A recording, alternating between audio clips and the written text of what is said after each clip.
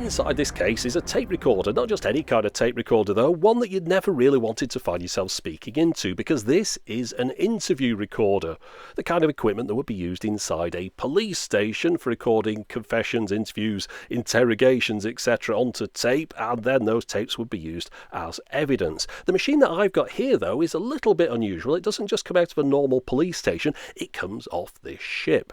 This is HMS Ocean, the former flagship of the Royal Navy.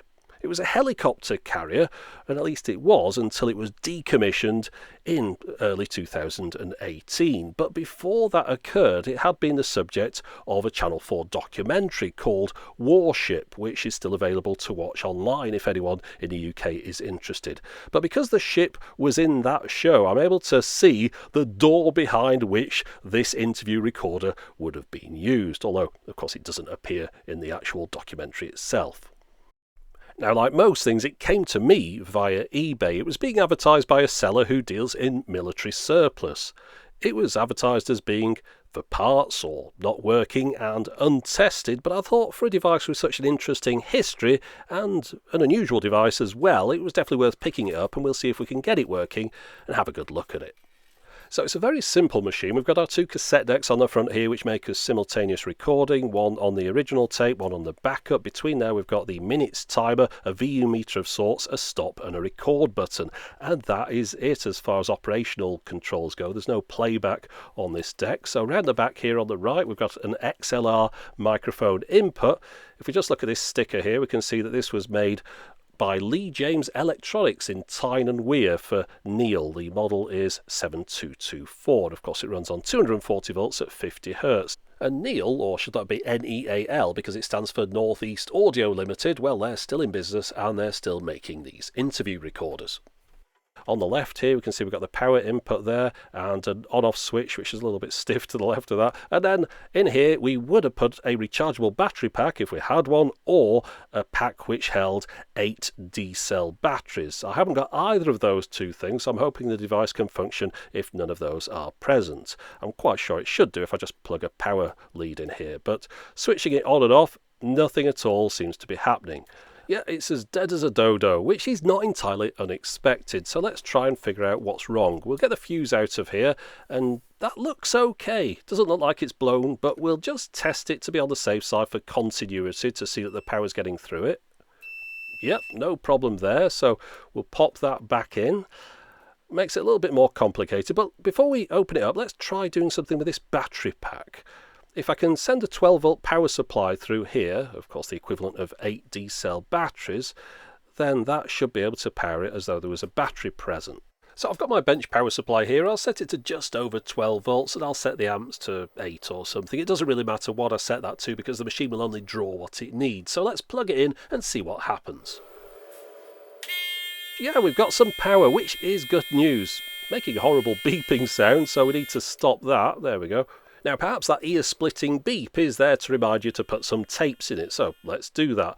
Now notice when you open the doors here, the indicator light for the minutes goes off. Interesting. Anyway, let's put the tapes in here now. So I've got two new tapes, wound back to the beginning. These tapes going upside down in this machine because of course the heads etc. are at the top. So we've got both of those in here, and let's press record. And not a lot's happening, just that horrible beep again. It's not spinning the reels round. Now I've noticed if I do hold down the record button, it does spin them, although they're labouring quite a bit, and as soon as I let go of the record they stop again, so there's something not quite right with this. I've noticed the case here is quite a bit bent on the front. Everything seems quite loose as well. It's possible this has been dropped at some point. Maybe the belts inside are slipping as well. So I think we need to have a good look inside here and see exactly what's wrong with it. I've noticed while I was just about to take it apart that this screw in here is a self-tapping screw which is going through the bottom into the battery compartment. That just doesn't seem right. It looks like someone's taken this apart and done a pretty poor job of putting it back together at some point. Yeah, you can see this screw on this side as well. Another self-tapping screw put in too far and bent. So let's just put it on its lid here so we're not going to damage the mechanism on the front. Take all those screws out of the bottom. There's only 4 that hold it inside the case. But as always happens, you get to that last screw and it doesn't want to come out, and in the end it just completely stripped. These are really bad screws. You know when you go to one of those bargain shops and you get a case of like 500 screws and you think, oh, I've done really well here, but then you find that when you start to use them they're just really soft metal and they strip. Well, that's the kind of screw they've used on here, so I've got no alternative other than to drill it out. So that wasn't too difficult. I've just got to make sure I vacuum up all those metal shavings though. We don't want any of those going anywhere they shouldn't when I'm messing around with electronics. But now the inside slides out of the case easily. You can see it's a very solid construction to this, quite a heavy device as well. Very little plastic in here. We can see where the screw was that I took the head off, and it was another self-tapping screw that's going right into a circuit board. If they'd got another couple of millimetres, they might have damaged something. So yeah, real cowboy put this back together at some point, but we've got rid of all those screws now, so let's have a look inside, see if we can figure out what's gone wrong with this. Now, surprisingly, all the belts in here are fine, although perhaps they've been relatively recently replaced. Maybe that's what they were doing when they put those awful screws in the case. But looking around the rest of it, I'm trying to picture exactly when this was made. It's a very old-fashioned type of construction. I was hoping this label off the motor would tell me. Sometimes these have dates on them. And I'm not 100% on this, but it's possible that the number at the bottom of there, 4088, could indicate that this motor was made in the 40th week of 1988. But it's an interesting construction. You can see here this big electromagnet that gets pulled down when the device gets activated. What this does, it pulls the heads on top of the cassette. They're held on this bar that's hinged in the centre, and on here are your pinch roller and your record and your erase heads. So when you press record, that electromagnet then slams those down into the top of the cassette. It's a very industrial type mechanism, but obviously it works, and maybe the idea is it's just supposed to be very reliable for the job that it does. It's certainly got no finesse to it though. But getting back to the task in hand, I'm still not sure exactly what's wrong with this machine. It all looks very good in here, so I'm looking for leaky capacitors, anything that's perhaps unplugged that should be plugged in, any sort of scorch marks where things might have gone wrong. And sure enough, closer inspection, down here, I'll just zoom in a little bit. You can see there are two glass fuses in the bottom, and the right hand one there, yeah, that's definitely blown. So I don't know what made it blow, but we definitely need to replace that, although getting to it does seem to be a little bit tricky. It's right down at the bottom there. So what I'll do, I'll take the circuit board off the bottom that it's attached to, and presumably that will just pull out of the case, and then I'll be able to get to that fuse a little bit easier. But of course the machine had other ideas. That circuit board is still being held firmly in there. So I thought I'll remove this panel off the back. Maybe that will give me access to those fuses. But instead it just gives me access to another circuit board. But on there there's a couple of interesting things. At the top here we've got a chip with a label on it which says LJV 1.8. Now I'm guessing that the LJ on there stands for Lee James, as in Lee James Electronics. Maybe the V is version 1.8. Now below there we've got another chip from Texas Instruments which dates back to 1981. Now of course that doesn't date the whole machine to then, it just means that it was produced after then at some point. It is an old looking construction in here, but I'd imagine they've probably just stuck with the same construction for years. Anyway, let's get back to trying to get that fuse out. Instead I'm going to create my own fuse removal tool from an old paper clip here, and hopefully this will do. So we'll just put it down there and go fishing for that fuse, and sure enough, first try, managed to get the fuse out, so now I can just remove it with these needle nose pliers. So I'll need to have a look at the rating on this one because I don't have any glass fuses in the house, so I'll need to order some in. You can see it's definitely blown though, no need to do a continuity test on this one. Looking around the cap at the top, we can see it says T5A, which is slow blow 5 amp and 250 volts. So I'll order a set of fuses, but in the meantime, I think I'll do a bit of cleaning up on the machine itself.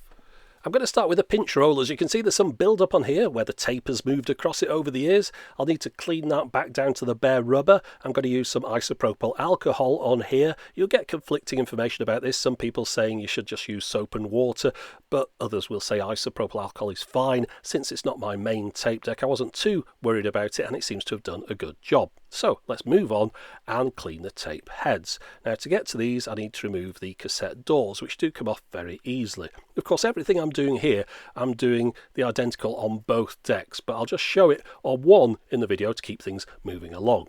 I was interested in finding out how this machine used the tape. Did it record across the whole width, or did it do it in mono? But you can see from looking at the tape head here, it's just a standard one. We've got 2 tracks recorded onto half the tape. So we'll hopefully be able to listen to that later on and see exactly how it uses the tape.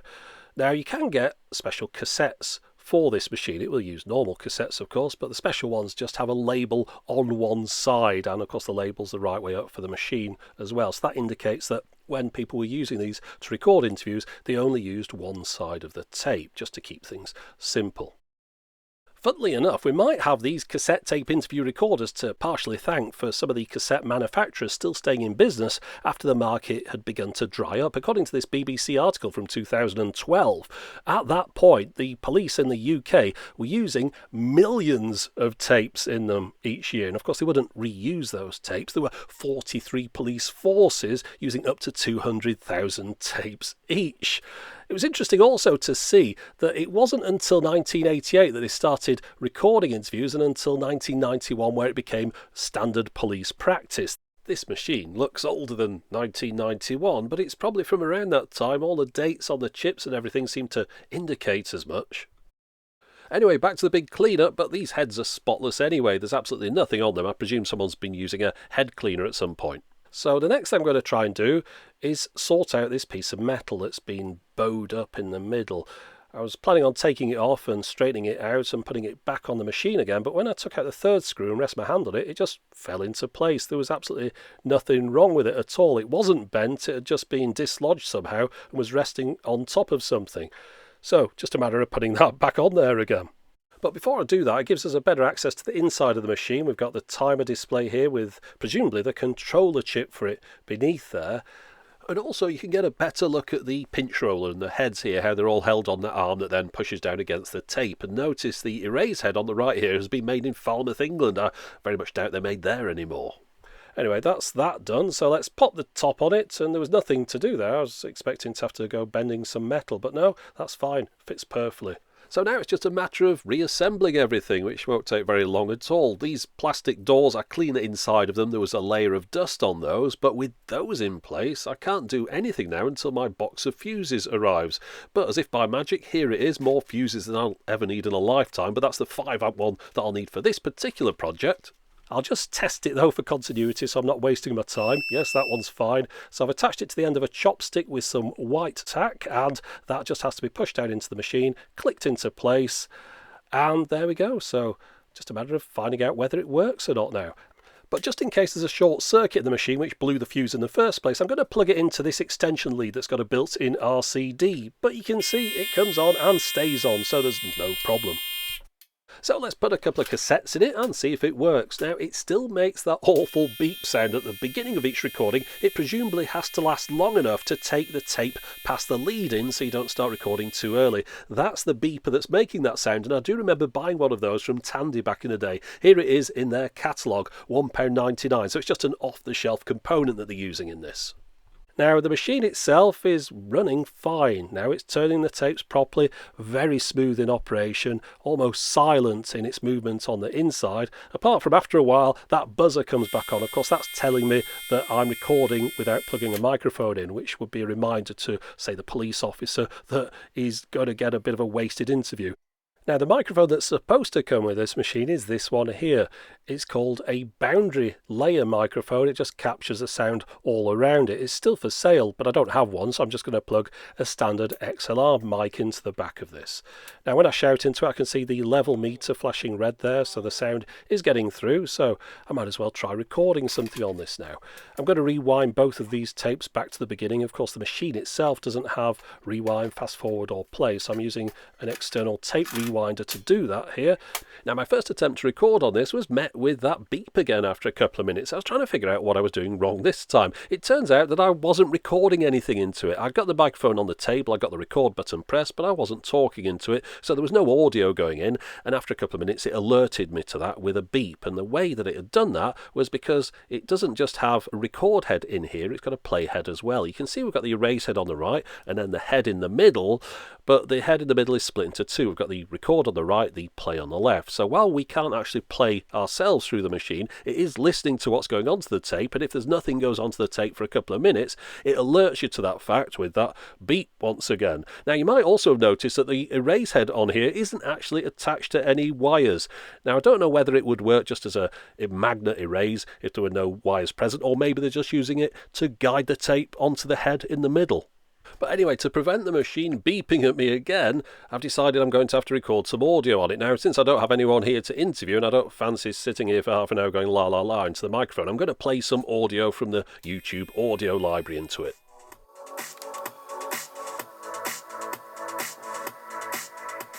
Now I'm going to record all the way to the end of side A, which occurs in 30 minutes time, because these are 60-minute cassettes, just to see what happens when it gets there. But I've noticed the lights are on behind the tapes here, which doesn't happen when it's powered from the battery, only the mains. So if I put the lights down, we can see that really does look like a nice cassette recorder in the dark. I'd say it was almost romantic. It takes me right back to those all-night interrogation sessions, but they never did manage to pin that bank job on me. But anyway, moving on.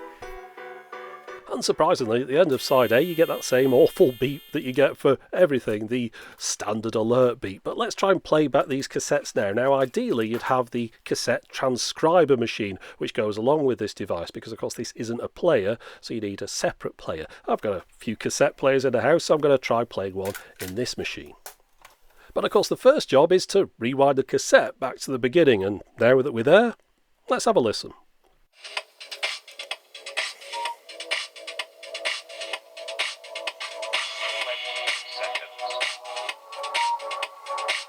I don't know if you could hear that chap talking there, but I've imported the audio from that cassette into Audacity. You can see the music is contained on the left-hand channel, the one at the top. But on the right-hand channel, there's something else going on. Let's have a listen. 10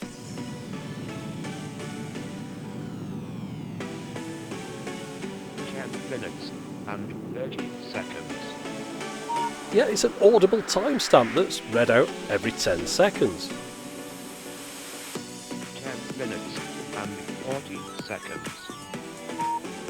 I suppose it performs two functions. One of those would be to prevent tampering. 10 minutes and 50 seconds. And the other reason, well, you'd know exactly whereabouts you were on the tape while you were listening to it. 11 minutes, precisely.